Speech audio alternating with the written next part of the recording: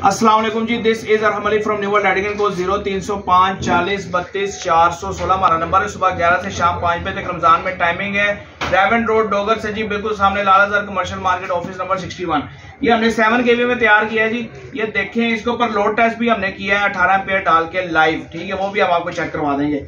इधर करीब ला यार, थोड़ा सा इस तरह नजर नहीं आएगा। ये वाटर शेयरिंग के लिए डिवाइस लगाई है, थिम्बल का यूज किया है, कहीं पे टांके का इस्तेमाल नहीं है, आप चेक कर सकते हैं। सारा जो है वो स्क्रू के साथ काम किया गया, supply in supply out, fan का, स्विचिंग का, और साइन वेव चेक करें। इंडिकेटर कॉइल इसमें 2 लगाए गए हैं फैन के पास हीट से बचाने के लिए। बेहतरीन क्वालिटी का इसका एलसीडी डिस्प्ले भी बड़ा प्यारा व्हाइट कलर के अंदर है, और डायमंड सीरीज की इसकी बॉडी है। आप रब्ता कर सकते हैं। 3 kV में, 5 kV में, 7 kV में अवेलेबल है, और पूरे पाकिस्तान में डिलीवरी अवेलेबल है। 0305 40 32 416।